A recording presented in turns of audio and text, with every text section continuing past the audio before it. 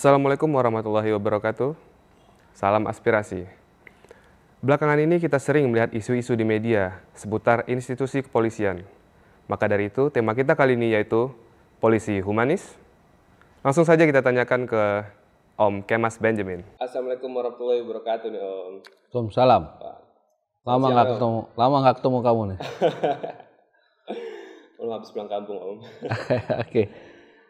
Oke nih Om, ini kan kita ngomongin tentang institusi polisian ya. Kita distancing nih ya. Iya, udah 2 meter ya. Nah, ini kan lagi rame nih Om. Gimana nih tanggapan Om tentang institusi polisi yang lagi jadi sorotan media nasional? Oke.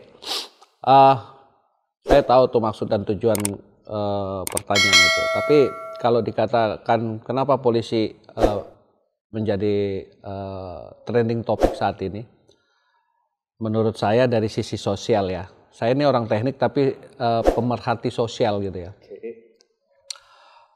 Pertama, polisi memang harus begitu.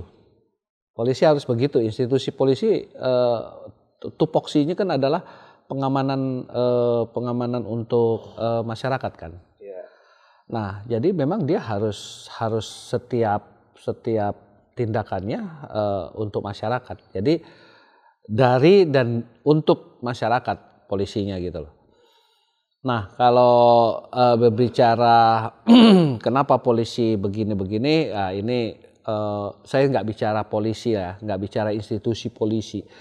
Tapi hampir semua institusi di negara kita ini masih perlu pembenahan lebih banyak lah, kira-kira begitu. Terus gimana nih Om, menurut Om, mulai dari kasus oknum polisi Tamtama dan Bintara di lapangan, sampai perwira tinggi sekelas jenderal? Ya, kalau saya katakan itu oknum.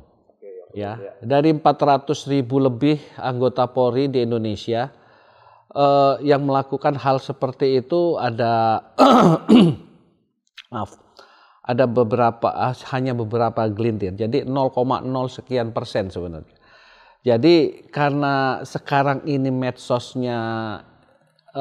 ini sangat dahsyat perkembangannya, itu membuat jadinya terblow up dengan baik. Nah, kalau dibicarakan bahwa bagaimana sebenarnya oknum tersebut, saya rasa bukan hanya di institusi polisi ya, di institusinya lain atau lembaga-lembaga lain itu oknum-oknum masih ada. Itu selalu ada gitu. Pasti ada. Itu dalam hal bentuk kekerasan. Belum lagi nanti kita bicara pendidikan segala macam ya. Dan itu pasti ada. Pasti ada oknum. Sekarang ya, sekarang. Nah, itu perlu pembenahan. Kira-kira seperti itu ya. Nah, dari berita-berita yang di blow up di media nih Om, apa benar institusi Polri sudah mulai kehilangan kredibilitasnya nih Om? Oh, saya bilang enggak. Salah kok kayak gitu. Karena kredibilitas polisi sampai saat ini sejak dipegang sama 2-3 kali Kapolri yang lalu itu justru naik. Grafiknya naik. Jadi kalau dikatakan kredibilitasnya itu hanya sebagian orang yang antipati terhadap pemerintah, di mana polisi adalah pemerintah, itu mengatakan turun hanya gara-gara itu. Menurut saya tidak semua itu. Cuman memang ada beberapa oknum, berapa persen lah dari oknum-oknum polisi itu masih ada melakukan hal-hal seperti itu.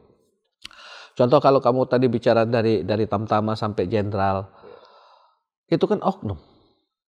Tapi kan klarifikasi dari seorang jenderal yang dimaksud tadi, itu kan sudah ada.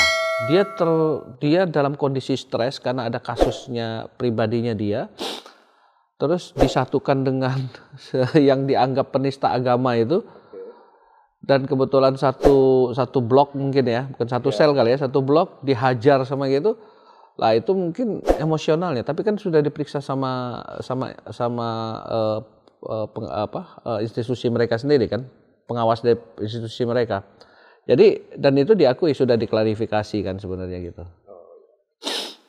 Terus bagaimana nih kita sebagai warga sipil ya Om menanggapi kasus-kasus dari oknum kepolisian? Nah, itu sudah ada himbauan dari Kapolri, beberapa Kapolri yang lalu, masyarakat disuruh ngikut membantu. Pengaduan gitu. Pengaduan. Dan jangan lupa pengaduan itu jangan khawatir, sudah ada salurannya, sudah ada tempatnya segala macam. Jadi masyarakat ikut ngawasin. Itu keinginan dari kepala kepolisian ya di daerah manapun ya. Seperti contoh kemarin Kapolri kita sampai itu Kapolri sudah bicara serius itu, udah bicara marah itu. Kalau Anda tidak sanggup akan saya ambil alih katanya gitu. Wah, itu udah serem itu sebenarnya kayak gitu. Maksudnya kalau Kapolres tidak bisa mengawasi Kapolsek, Kapolsek tidak bisa mengawasi institusi di bawahnya, Kapolri langsung akan ambil alih. Kapoldanya dicopot, ininya dicopot. Nah, itu kan perintah kayak gitu udah serem itu sebenarnya. Tapi kan sebenarnya warga sipil ini mungkin takut untuk mengadu gitu. Mungkin karena Udah nggak zaman kalau takut. apa ada jaminan gitu untuk perlindungan gitu? Satu, medsos akan selalu mengawasi, masyarakat akan mengawasi. Jadi kalau misalnya masyarakat masih takut terhadap karena polisi bawa bedil gitu ya, udah nggak zaman itu mah zaman Republik dulu lah, zaman pertahankan Republik, atau mungkin di bawah tahun-tahun sebelum reformasi lah. Kenapa saya katakan begitu? Memang masih ada polisi yang mengatakan seperti itu. Contohnya beberapa kasus polisi masih takut loh sama tentara. Kenapa? Karena dia masih berbuat salah. Coba kalau dia sudah tidak salah lagi, emang kenapa? Untuk pengamanan dalam negeri atau negara ini itu tugasnya polisi. Tapi kalau terhadap ancaman ke negara itu tugasnya tentara. Kalau di luar negeri, polisi bisa nangkap tentara loh. Gitu. Loh iya dong. Kalau memang dia berbuat salah, kan ada oknum-oknum tentara yang mungkin berlaku kurang baik segala macam, dan itu adalah hak sipil, ditangkap oleh polisi. Hak perlindungan sipil. Gitu. Iya, jadi saya rasa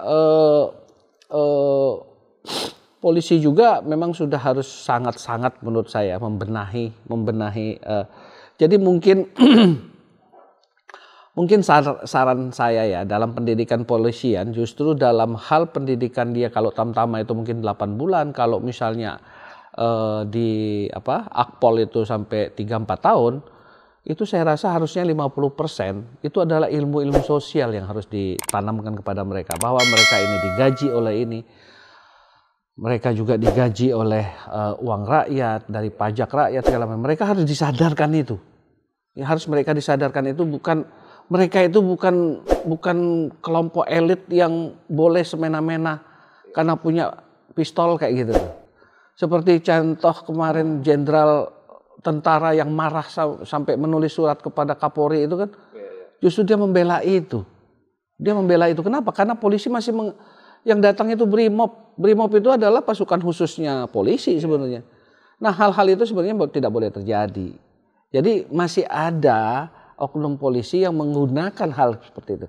Polisi humanis lah, itu udah dicanangkan oleh Kapolri yang zaman dulu tuh. Kapolri beberapa periode yang lalu. Itu polisi humanis yang diperlukan, bahwa dia harus senyum, dia harus apa. Sebagian sudah ada yang seperti itu, tapi masih ada oknum-oknum yang menunjukkan kepowerannya, menunjukkan bahwa dia punya senjata, punya apa segala macam. Ya seharusnya masyarakat juga harus sadar. Polisi adalah alat negara, aparatur negara. Ibaratnya tuh lu tuh gue yang gaji. Ya, kira-kira gitu. Ya. Nah, hal membenahi nih Om. Institusi kepolisian kan udah lama jadi sorotan media nih Om. Jadi apakah sesulit itu untuk membenahi tubuh Polri Om? Dari oknum-oknum itu? Nah itu yang saya katakan tadi ya. Bahwa saya agak kurang sependapat kalau dikatakan bahwa hanya polisi hanya institusi polisi. Banyak sekali lembaga yang harus kita benahi sebenarnya. Banyak sekali dalam hal mulai dari pendidikannya. Itu tadi yang saya katakan. Bahwa cara pembenahannya itu berawal mulai dari pendidikannya. Diberikanlah kesadaran bahwa mereka bekerja itu bukan mencari uang, tapi adalah pengabdian. Nah, hal yang seperti ini belum ada.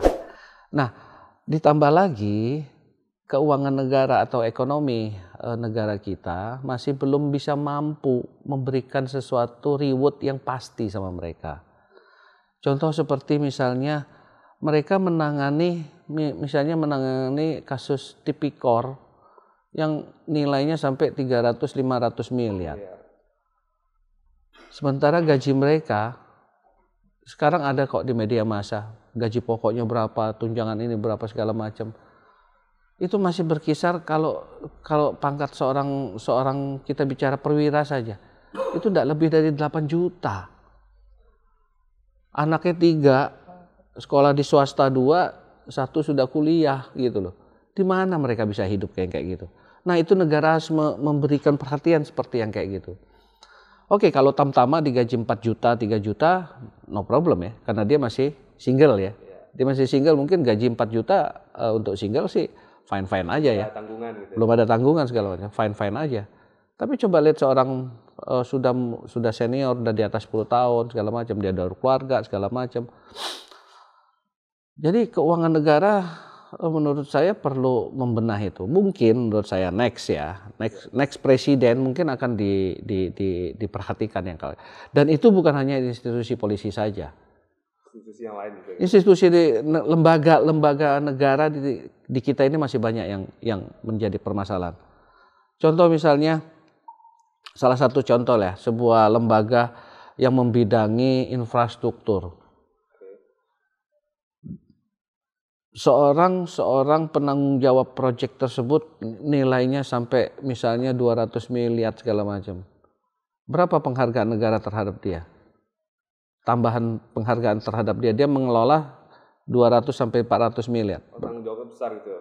Iya, tanggung jawabnya sebesar itu. Berapa pemerintah memberikan tunjangan kepada dia?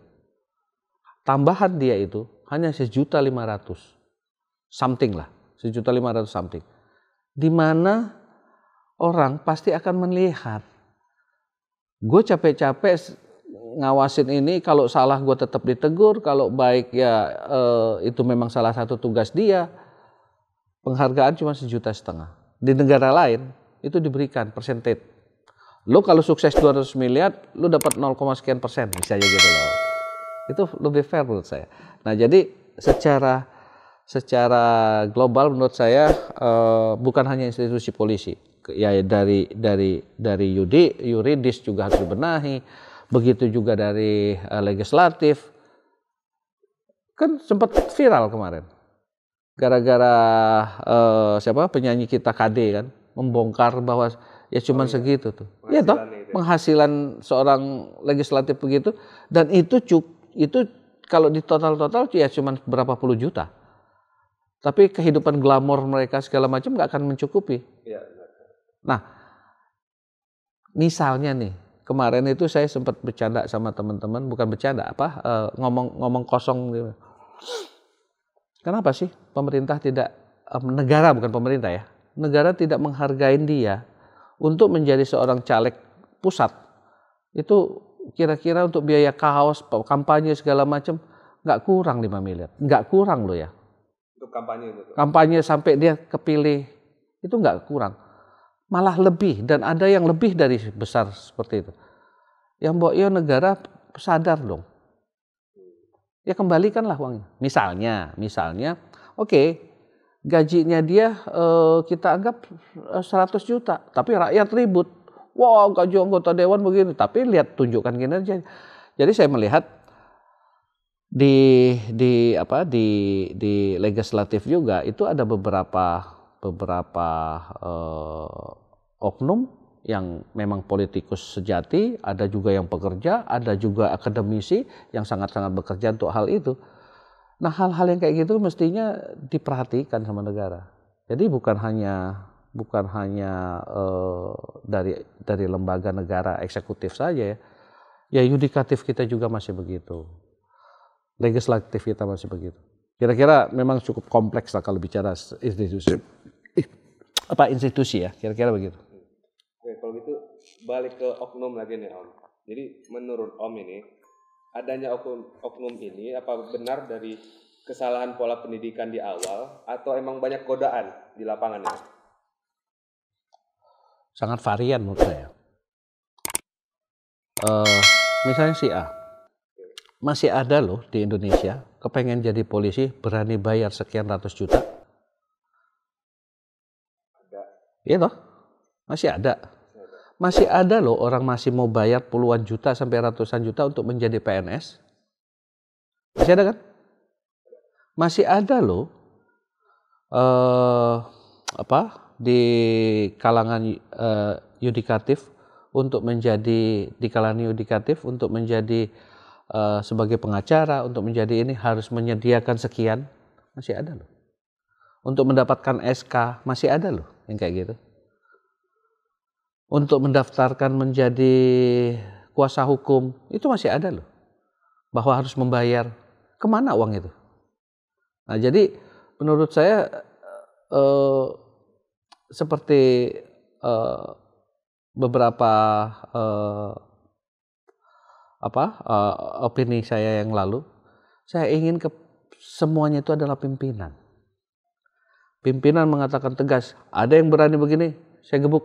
Nah, saya kayak gitu loh. Itu yang mesti dicanangkan. Itu angan-angan saya ya. Jadi, dengan adanya pemimpin yang mengatakan itu agar bawahannya lebih takut gitu. Iya. Jadi oknum gitu. Iya. Contoh di Akpol, di Akmil segala macam. Jenderalnya mungkin enggak. Jenderalnya mungkin enggak akan sampai ke sana lagi. Tapi bukan rahasia umum menurut saya pendidikan itu tuh masih ada selektif interest kok. Saya rasa gitu loh. Nah, itu mulai dari pendidikannya. Jadi bagaimana setelah jalan? Ya pimpinannya gitu loh. Nah, pimpinannya memang kudu tegas. Kira-kira begitu. Jadi seperti contohnya Kapolri yang kemarin bicara, menurut saya cukup tegas dan itu bisa jadi pressure terhadap bawahannya gitu. Kira-kira gitu. Terus kalau menurut Om ini ya, apa sih yang seharusnya dilakukan mulai dari hulu sampai ke hilir untuk merealisasikan polisi yang humanis itu? Berawal dari kebijakan dulu. Berawal dari kebijakan pemerintah. Menurut saya aturannya dibenahi. Banyak kok pakar-pakar hukum kita yang bisa melakukan hal seperti itu untuk merubah ya. Terus udah itu pola pendidikannya. Pola pendidikannya seperti saya sampaikan tadi. Perbanyaklah justru ilmu sosialnya. Dalam teknologi menurut saya learning by doing bisa kok. Learning by doing. Fisik ya memang perlu ya. Fisik perlu. Tapi kan menurut saya dalam pola pendidikan physically maupun knowledge terhadap ilmu perang, ilmu ketahanan segala macam, Indonesia nggak ketinggalan. Karena selalu di-upgrade ke luar negeri. Nah, yang belum menurut saya adalah ilmu sosial atau mungkin masuk psikologi di situ. Psikologinya masuk di situ. Ibaratnya harus disadarkan, lu tuh sebagai aparatur. Aparatur itu tuh mengabdi. Tapi coba kita lihat. Tanya sama anak kecil, kalau besar mau jadi apa? Polisi. Mau jadi polisi. Tujuannya apa? Enak lihat polisi begini. Itu kan satu contoh yang salah menurut saya. Karena dia lihatnya di kota, kan gitu loh. Dia bukan ngelihat dia ingin jadi polisi itu karena pengabdiannya, gitu loh. Terus nanti kalau gede mau jadi apa? Mau jadi insinyur lah kalau zaman dulu tuh ya. Mau insinyur, pengen kerja. Yang dilihat apa? Untuk jadi PNS. Ada 3 yang saya tangkap di sini. 1, kepengen melihat contoh kok orang PNS banyak SPJ-nya ya, banyak keluar kota segala macam. Itu 1. Jadi istilahnya tuh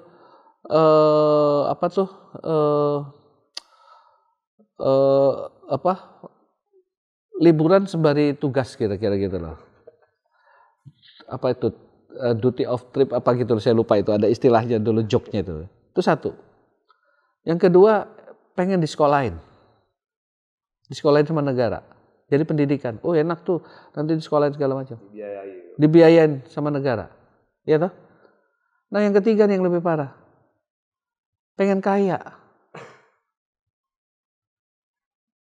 Padahal menurut saya justru kebalikan loh. Itu kan cerita zaman Belanda dulu. PNS itu zaman Belanda itu istilahnya tuh derajatnya lebih tinggi dibandingin yang swasta.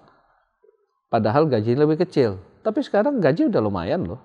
Seperti DKI, seperti ada beberapa lembaga-lembaga itu menurut saya belum mencukupi, tapi sudah lebih dibandingin sebelum reformasi. Nah, hal-hal yang kayak gitu itu mesti dibenahi dari sana, mulai dari hilirnya ya, dari hulunya sampai dengan disadarkan bahwa mereka adalah aparat. Anda pernah ketemu nggak bahwa seorang dan saya ngelihat sekarang ada sentralistik. Jadi misalnya sampean adalah dari sebuah lembaga ini. Sentralistik inilah yang ditonjolkan bahwa ini. Saya agak bingung waktu itu. Kenapa saya katakan saya bingung? Lu tuh ditugasin sama negara. Jadi prestasi lu kalau melakukan kesuksesan itu lu sukses. Dan itu bukan merupakan suatu yang apa istilahnya itu ya, amazing, impossible, enggak. Lu memang digaji sama negara, lu ditugasin laksanakan itu. Jadi apa yang hebatnya gitu loh. Menurut saya seperti itu. Tapi banyak orang yang mengatakan bahwa apa itu harus tonjolkan logonya, harus tonjol. Saya nggak sebut institusinya ya. Jadi sentralistiknya itu keluar gitu loh. Kalau kita ini adalah orang swasta atau mungkin menurut saya fine aja, itu sah-sah saja karena toh dia tidak dibiayain oleh negara. Kira-kira begitu. Tapi kalau dia dibiayain sama negara, lu sekolah negara yang bayar. Lu pinter negara yang bayar. Lu jalan negara yang bayar. Kok bangga dengan label sih? Label itu perlu menunjukkan identitas. Saya setuju. Tapi kalau terus terlampau overacting, menurut saya tidak ya. Begitu juga oknum-oknum yang lain. Masih banyak yang kayak gitu. Nah justru itu saya katakan dari bidang pendidikannya mungkin saya rasa bidang psikologi menyadarkan mereka bahwa lu tuh aparatur. Kalau aparatur mengabdilah masuk surga ente. Benar. Karena tanggung jawab itu merupakan salah satu ibadah. Mengabdi ke negara. Mengabdi negara itu kan, tapi dikasih reward. Jadi lu ngabdi kasih reward gitu. Saya setuju kasih reward yang besar. Gitu loh. Lu sukses itu adalah salah satu tupoksi lu. Jadi nggak hebat-hebat amat menurut saya gitu loh. Yang contoh satu lagi saya agak lucu. Saya kebetulan dulu relawannya. Relawan bencana. Saya relawan bencana dan saya terdaftar nama saya di BNPB. BNPB ya? BNPB, sorry kok bencana ya. Saya terdaftar di situ. Yang dikatakan relawan adalah kita tidak digaji. Tapi orang yang berpakaian putih kok bisa ngaku jadi relawan? Menurut saya tidak. Ini pandangan saya pribadi ya. Yang dikatakan relawan itu adalah orang yang tidak digaji, tidak diminta, atau istilah bahasa asingnya itu kan volunteer. Volunteer itu kan pengabdian tanpa syarat kan gitu. Tapi kalau seorang pejabat, emang tugas lu gitu loh. Kira-kira begitu.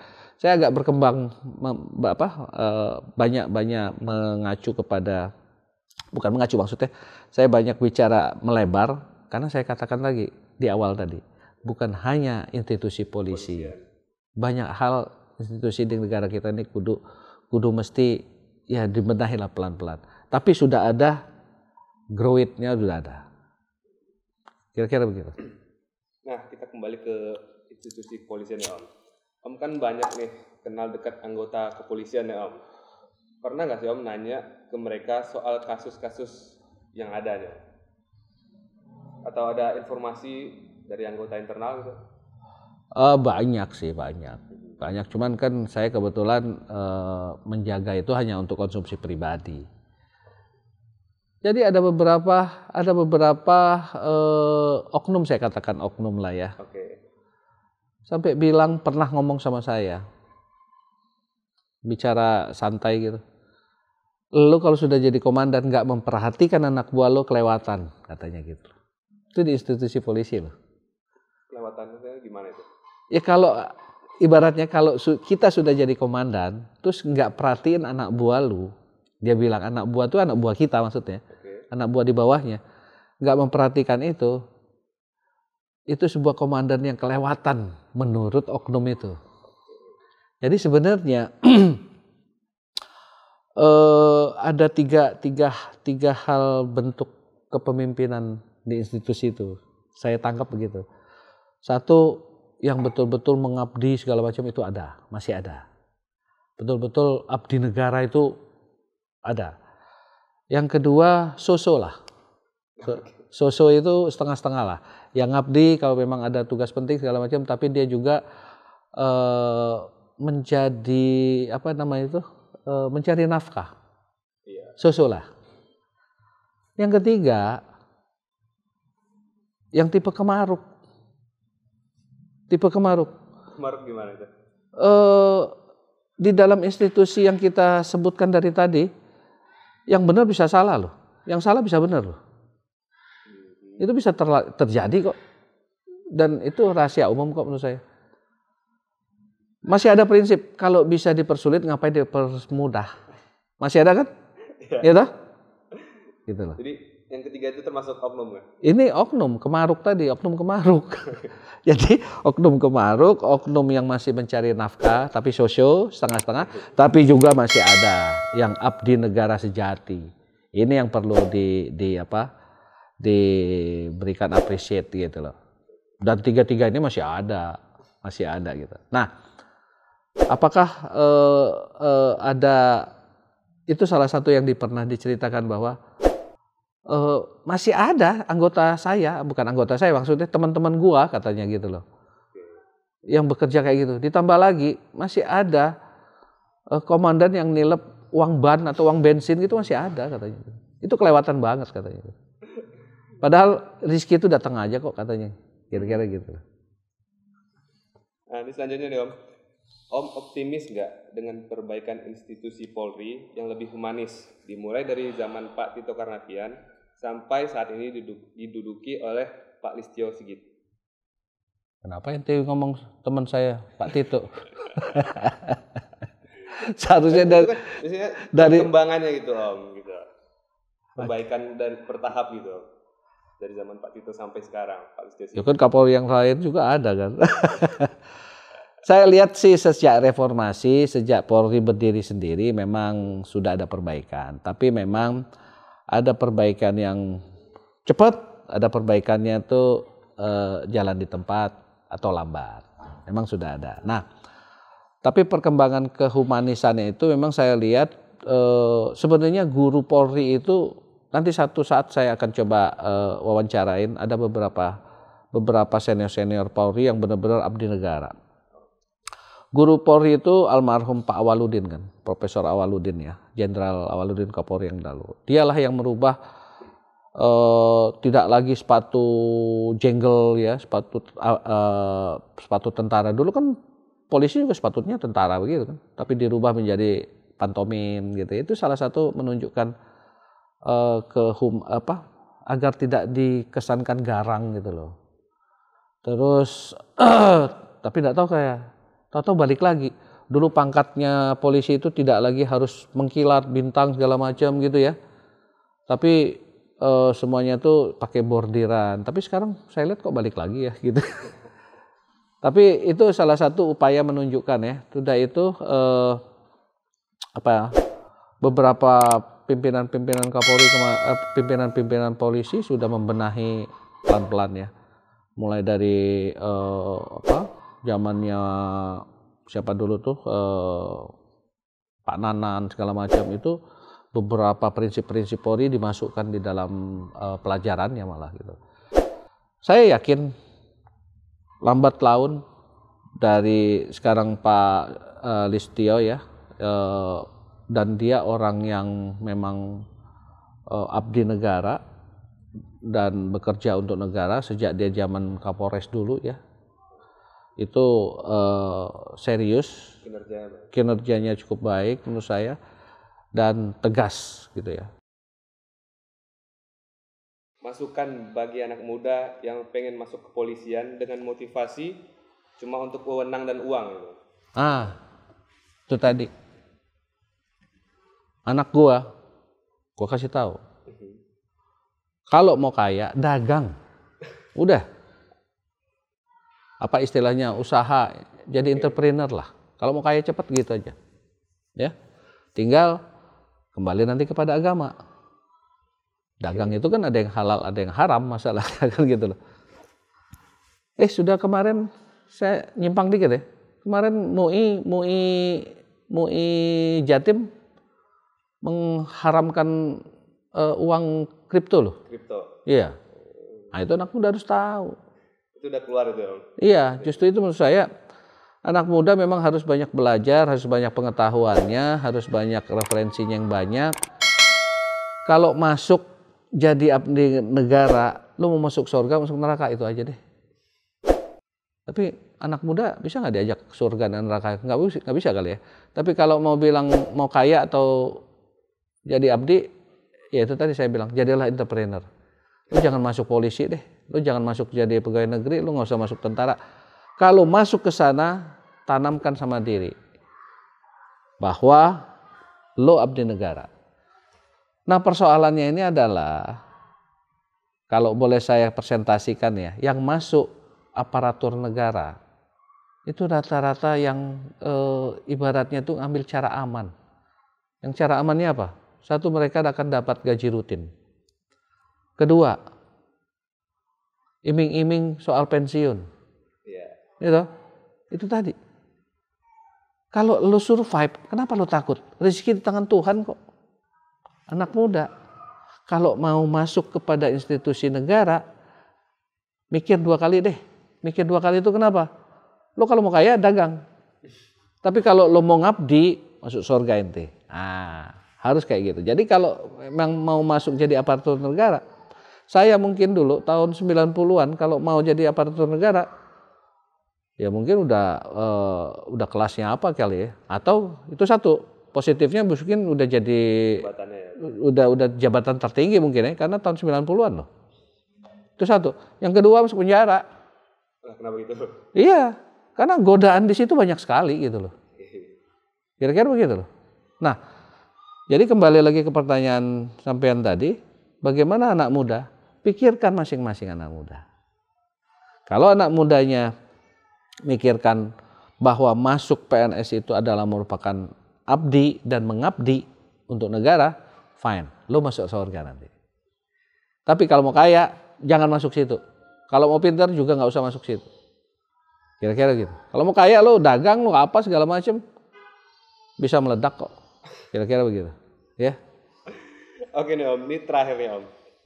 Masukan untuk Kepolisian Republik Indonesia ke depannya dan kita sebagai warga sipil ini bagaimana? Masukan untuk institusinya. Saya berharap satu, pimpinan Polri berikan penjelasan yang berulang-ulang bahwa ente adalah abdi negara. Abdi negara, pengayom masyarakat, enggak lebih. Beberapa Kapolri yang lalu malah menunjukkan keakraban sama masyarakat, bergandeng tangan, bisa ini bareng gitu loh.